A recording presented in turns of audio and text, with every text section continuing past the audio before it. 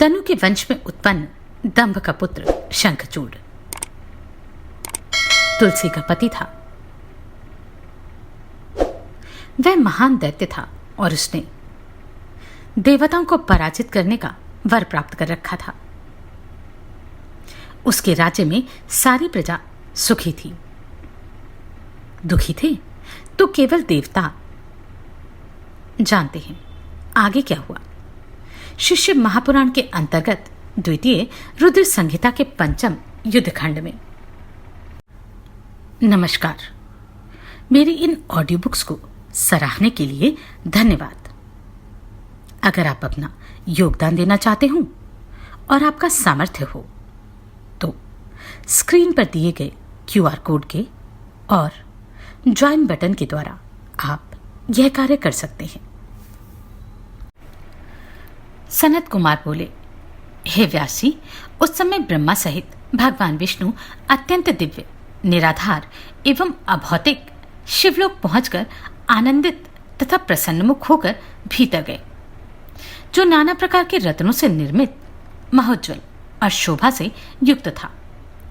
उन्होंने गणों से सेवित अद्भुत, अत्यंत ऊंचे, परम सुंदर और अत्यधिक शोभा संपन्न पहले द्वार पर आकर श्वेत वस्त्रों से सुशोभित, रत्नमय आभूषणों से भूषित, रत्न के सिंहासन पर स्थित 5 मुख तथा 3 नेत्र वाले गौर तथा सुंदर शरीर वाले, त्रिशूल आदि धारण किए हुए और भस्म तथा रुद्राक्ष से सुशोभित महावीर द्वारपालों को देखा।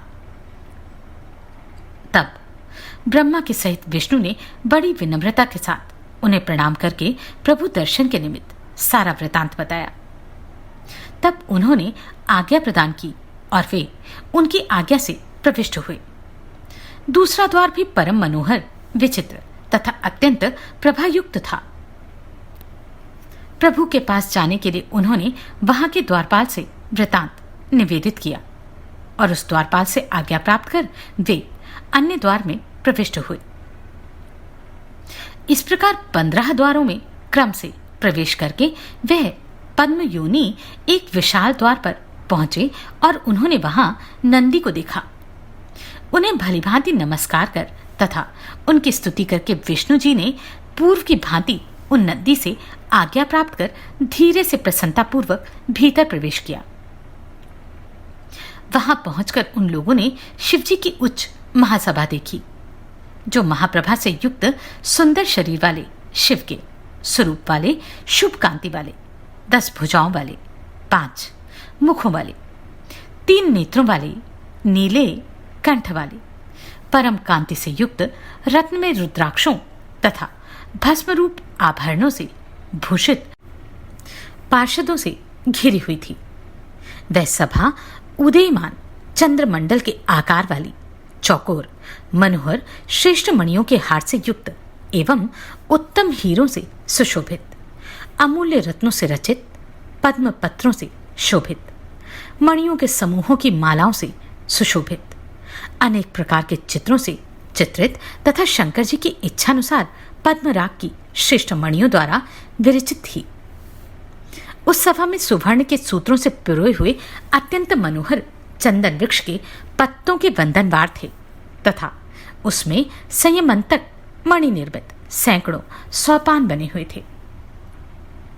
उस सभा में इंद्रनील मणि के खंबे लगे हुए थे और वह अत्यंत मनोहर, सुसंस्कृत तथा सुगंधित वायु से सुवासित थी। उसकी चौड़ाई हजारों योजन थी और वह अनेक सेवकों से परिपूर्ण थी। सुरेश्वर विष्णु ने उस सभा में अंबा पार्वती सहित भगवान शंकर को देखा। उस सभा के बीच में अमूल्य रत्न निर्मित विचित्र सिंहासन पर बैठे हुए शिवजी ताराओं के बीच चंद्रमा की भांति सुशोभित हो रहे थे। वे किरीट, कुंडल एवं रत्नों की माला से सुशोभित थे। सभी अंगों में भस्म लगाए हुए थे तथा हाथों में लीला कमल धारण किए हुए थे। वे अपने आगे होने वाले गीत एवं नृत्य को बड़ी प्रसन्नता के साथ मुस्कुराते हुए देख रहे थे।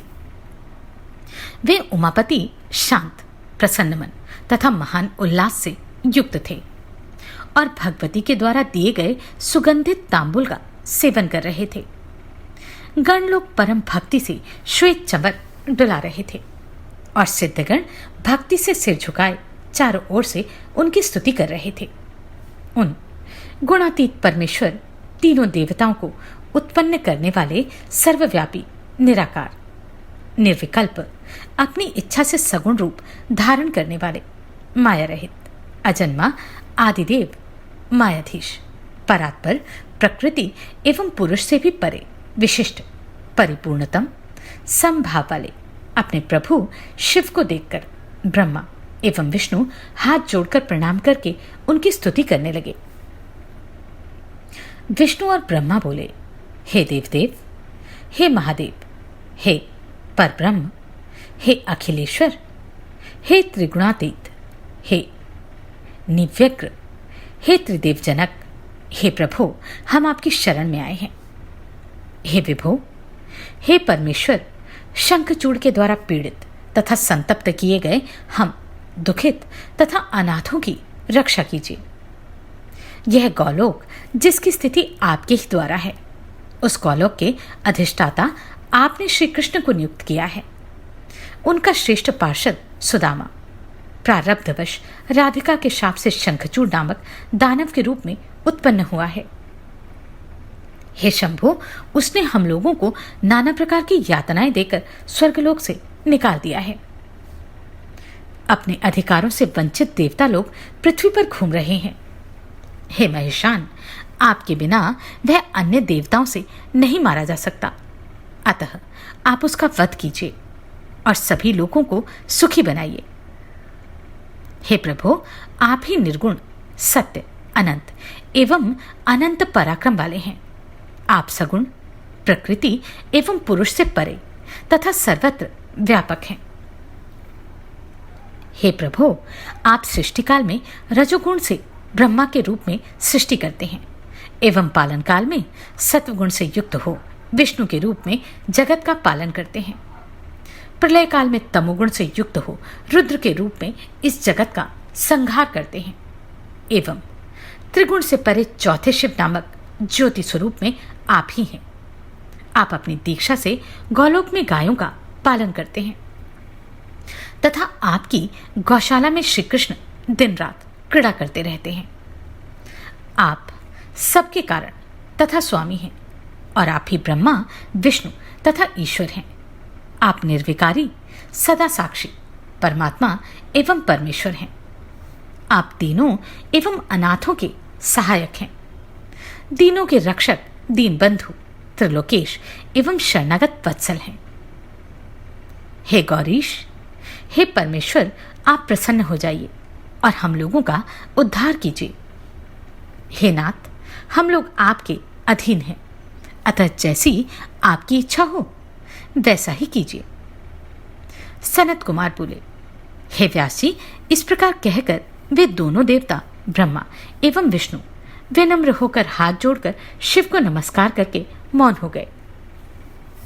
सनत कुमार बोले, अत्यंत दीन ब्रह्मा तथा विष्णु जी का वचन सुनकर शंकर जी हंसते हुए मेघ के समान गंभीर वाणी में कहने लगे, हे हरे, हे वत्स, हे ब्रह्मन, आप दोनों शंखचूड़ से उत्पन्न भय का पूर्ण रूप से त्याग कर दीजिए। आप लोगों का निसंदेह कल्याण होगा। हे प्रभु, शंखचूड़ का सारा वृतांत मैं जानता हूं। वह पूर्वजन्म में श्री कृष्ण का परम भक्त सुदामा नाम का गोप था। मेरी आज्ञा से ही विष्णु श्री कृष्ण का रूप धारण करके मेरे द्वारा अधिष्ठित रम्य गौलोक की गौशाला में निवास करते हैं। मैं स्वतंत्र हूं। अपने को ऐसा समझकर वे पहले मोह को प्राप्त हुए और इस प्रकार मोहित होकर स्वच्छंद की भांति नाना प्रकार की क्रीड़ाएं करने लगे। तब मैंने उन्हें अपनी माया से मोहित कर दिया, जिससे उनकी सद्बुद्धि नष्ट हो गई और उनसे उस सुदामा को शाप दिला दिया। इस प्रकार अपनी लीला करके मैंने अपनी माया हटा ली। तब मोह से मुक्त हो जाने के कारण वे ज्ञान युक्त तथा सद्बुद्धि युक्त हो गए। तब वे मेरे समीप आए और दीन होकर मुझे प्रणाम कर हाथ जोड़कर विनम्र भाव से भक्ति पूर्वक मेरी स्तुति करने लगे।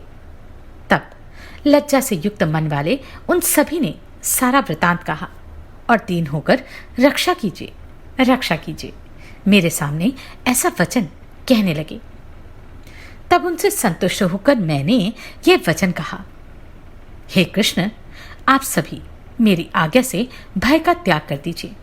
मैं आप लोगों का सदा रक्षक हूं। मेरे प्रसन्न रहने से आप लोगों का कल्याण होगा। यह सब मेरी इच्छा से हुआ है, इसमें संदेह नहीं है। हे कृष्ण, आप इन राधा एवं पार्षद के साथ अपने स्थान को जाइए। यह सुदामा इस भारतवर्ष में दानव के रूप में जन्म लेगा, इसमें संदेह नहीं है। समय आने पर मैं आप दोनों के शाप का उद्धार करूंगा। तब बुद्धिमान श्री कृष्ण मेरे वचन को शिरोधार्य करके राधा के साथ बड़ी प्रसन्नता से अपने स्थान को चले गए और वे दोनों ही भयपूर्वक मेरी आराधना करते हुए वहां निवास करने लगे। उस समय उन्हें ज्ञान हुआ कि यह सारा जगत मेरे अर्थात शंकर के अधीन है और मैं श्री कृष्ण सर्वथा पराधीन हूं। वह सुदामा राधा के शाप से शंखचूड़ नामक दानवेंद्र हुआ, जो धर्म में निपुण होकर भी देवद्रोही है, और वह दुर्बुद्धि अपने बल से सभी देवगणों को सदा पीड़ा पहुंचा रहा है। मेरी माया से मोहित होने के कारण उसे दुष्ट मंत्रियों की सहायता भी प्राप्त हो गई है। अतः मुझ शासक के रहते आप लोग शीघ्र ही उसके भय का त्याग कर दीजिए। सनत कुमार बोले, हे मुने, अभी जब शिवजी ब्रह्मा एवं विष्णु के सामने इस प्रकार की कथा कह ही रहे थे, इतने में जो अन्य घटना घटी उसे आप सुनिए। उसी समय श्री कृष्ण, राधिका, अन्य पार्षद एवं गोपों के साथ प्रभु शंकर को अनुकूल करने के लिए वहां आ पहुंचे। वे सद्भक्ति पूर्वक शंकर जी को प्रणाम करके विष्णु से आदर पूर्वक मिलकर ब्रह्मा की सलाह मानकर शिव की आज्ञा से प्रेम पूर्वक उनके समीप बैठ गए। इसके बाद शिव जी को पुनः प्रणाम कर मोह निर्मुक्त श्री कृष्ण जी शिव तत्व को जानकर हाथ जोड़े हुए उनकी स्तुति करने लगे। श्री कृष्ण बोले, हे देवदेव, हे महादेव, हे परब्रह्म, हे सत्पुरुषों की गति, हे परमेश्वर, मेरा अपराध क्षमा कीजिए और मेरे ऊपर प्रसन्न होइए। हे सर्व, सब कुछ आपसे ही उत्पन्न होता है और हे महेश्वर, सब कुछ आप में ही स्थित है। हे सर्वाधीश, सब कुछ आप ही हैं। अतः हे परमेश्वर, आप प्रसन्न होइए। आप ही साक्षात परम ज्योति, सर्वव्यापी एवं सनातन है। हे गौरीश, आपके नाथ होने से हम सभी सनात हैं।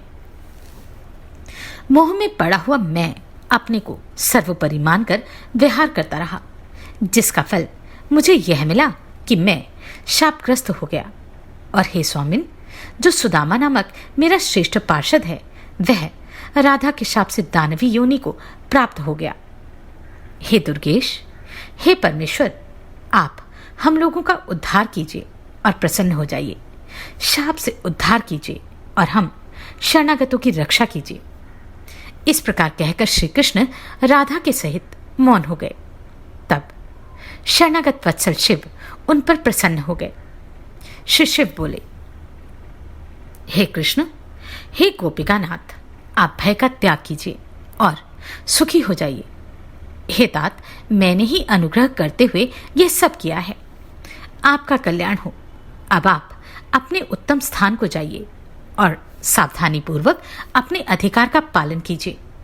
मुझको परात्पर जानकर इच्छानुसार विहार कीजिए और निर्भय होकर राधा तथा पार्षदों के साथ अपना कार्य कीजिए।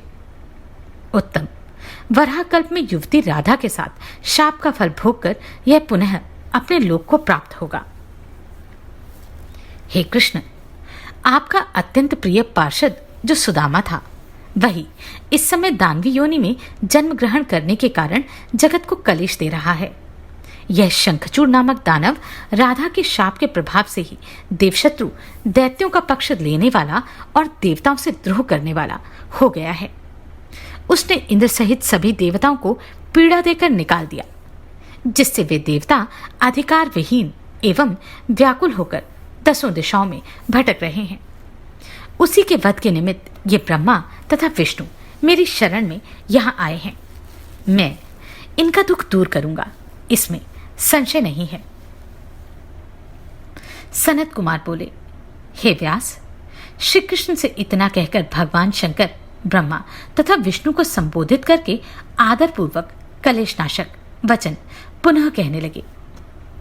शिव जी बोले, हे विष्णु, हे ब्रह्मन, आप दोनों मेरी बात सुनिए। देवताओं को भयरहित करने के लिए शीघ्र ही आप दोनों कैलाश पर्वत पर जाएं, जहां मेरे पूर्ण रूप रुद्र का निवास है। मैंने ही देवताओं का कार्य करने के लिए पृथक रूप को धारण किया है। हे हरे, परिपूर्णतम एवं भक्त पराधीन मुझ प्रभु का ही वह रुद्र रूप देवताओं के कार्य के लिए कैलाश पर्वत पर विराजमान है। मुझ में एवं आप में कोई भेद नहीं है। मेरा वह रुद्र रूप आप दोनों का चराचर जगत का, सभी देवताओं एवं मुनियों का सर्वदा सेव्य है। जो मनुष्य हम दोनों में भेद रखेगा वह नरकगामी होगा और वह इस लोक में पुत्र पौत्रादि से रहित होकर नाना प्रकार का कलेश प्राप्त करेगा। ऐसा कहते हुए गौरीपति को बार बार प्रणाम कर श्री कृष्ण राधा तथा गणों के साथ अपने स्थान को अन्य सभी देवता चले गए। हे व्यास जी, इसी प्रकार वे ब्रह्मा तथा विष्णु भी संदेह रहित हो शिव जी को बारंबार प्रणाम कर आनंद के साथ शीघ्र वैकुंठ चले गए। वे ब्रह्मा तथा विष्णु वहां आकर सारा वृतांत देवताओं से कहकर तथा उन्हें साथ लेकर कैलाश पर्वत पर गए। दीनों की रक्षा करने के लिए सगुण रूप से शरीर धारण किए हुए देवाधिपति पार्वती वल्लभ महेश्वर प्रभु को वहां देखकर सभी देवताओं ने पूर्व की भांति हाथ जोड़कर विनय से युक्त होकर सिर झुकाकर गदगद वाणी से भक्तिपूर्वक उनकी स्तुति करना आरंभ किया। देवता बोले, हे देवदेव, हे महादेव, हे गिरिजनाथ, हे शंकर, हम सभी देवता आपकी शरण में आए हैं। भय से व्याकुल देवताओं की रक्षा कीजिए। देवताओं को कष्ट देने वाला दैत्यराज शंखचूड़ का वध कीजिए। उसने देवताओं को व्याकुल कर दिया है और युद्ध में पराजित कर दिया है। उसने देवताओं के समस्त अधिकार छीन लिए हैं, जिससे वे लोग मनुष्यों की भांति पृथ्वी पर भटक रहे हैं और उसके भय से उनके लिए देवलोक का देखना तक दुर्लभ हो गया है। अतः दीनों का उद्धार करने वाले हे कृपा संधो, इस संकट से देवताओं का उद्धार कीजिए और दानवेंद्र का वध कर इंद्र को भय से मुक्त कीजिए। देवताओं के इस वचन को सुनकर हंसते हुए भक्त वत्सल भगवान शंकर ने मेघ के समान गंभीर वाणी में कहा। श्री शंकर जी बोले, हे विष्णु, हे ब्रह्मन, हे देवगण, आप लोग अपने स्थान को जाइए। मैं सेना सहित उस शंखचूड़ का वध अवश्य करूंगा, इसमें संदेह नहीं है। सनत कुमार बोले, शंकर जी की इस अमृततुल्य वाणी को सुनकर सभी देवता दैत्यों को मरा जानकर अत्यंत प्रसन्न हो गए। इसके बाद शंकर जी को प्रणाम कर विष्णु वैकुंठ लोक एवं ब्रह्मा सत्यलोक चले गए तथा देवगण अपने अपने स्थानों को चले गए। सनत कुमार बोले, तब दुष्टों के लिए कालस्वरूप तथा सज्जनों के रक्षक महारुद्र ईश्वर ने देवताओं की इच्छा से अपने मन में शंखचूड़ के वध का निश्चय किया और गंधर्वराज चित्ररथ पुष्पदंत को अपना अभिष्ट दूत बनाकर शीघ्र ही प्रसन्नतापूर्वक शंखचूड़ के समीप भेज दिया।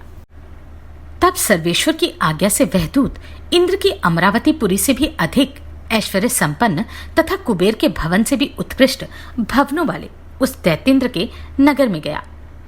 उसने वहां जाकर 12 दरवाजों से युक्त शंखचूड़ का भवन देखा, जहां प्रत्येक द्वार पर द्वारपाल नियुक्त थे।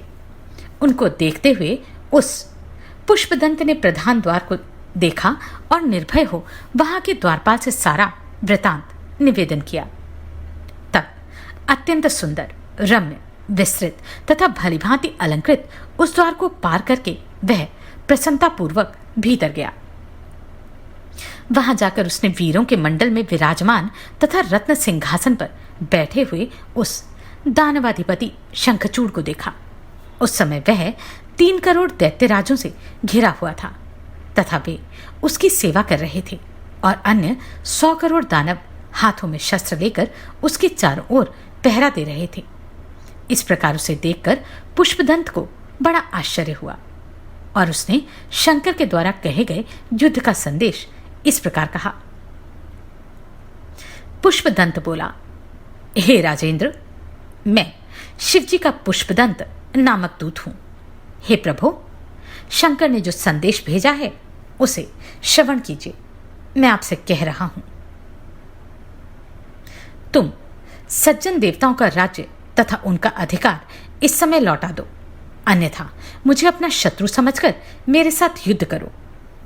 मैं सज्जनों का रक्षक हूं और देवता लोग मेरी शरण में आए हैं, अतः मैं महारुद्र क्रुद्ध होने पर निसंदेह तुम्हारा वध करूंगा। मैं हर हूं, मैंने सभी देवताओं को अभयदान दिया है। मैं शरणागत वत्सल हूं और दुष्टों को दंड देता हूं। हे दानवेंद्र, तुम राज्य लौटाओगे अथवा युद्ध करोगे? विचार करके इन दोनों में से एक तात्विक बात बताओ।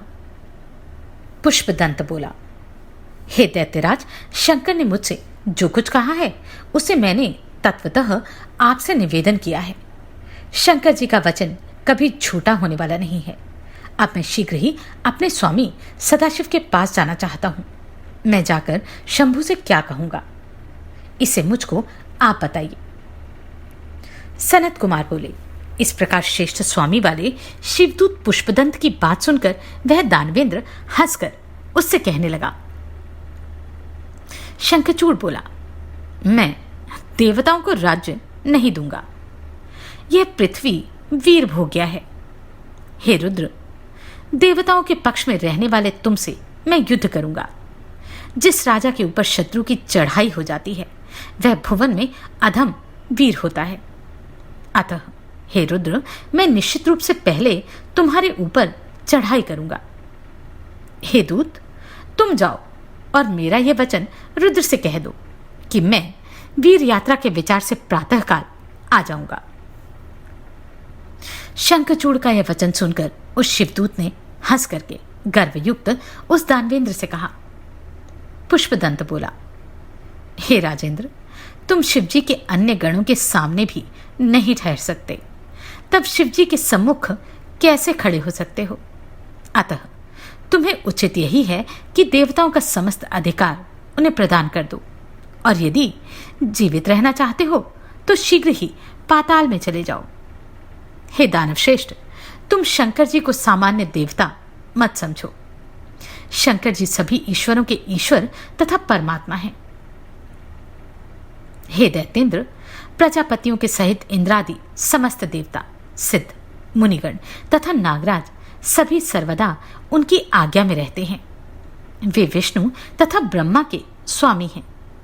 वे सगुण होकर भी निर्गुण हैं, जिनकी भ्रिकुटी को टेढ़ा करने मात्र से सभी का प्रलय हो जाता है। शिव का यह पूर्ण रूप लोक संहारक है। वे सज्जनों के रक्षक, दुष्टों के हंता, निर्विकार तथा पर से भी परे हैं।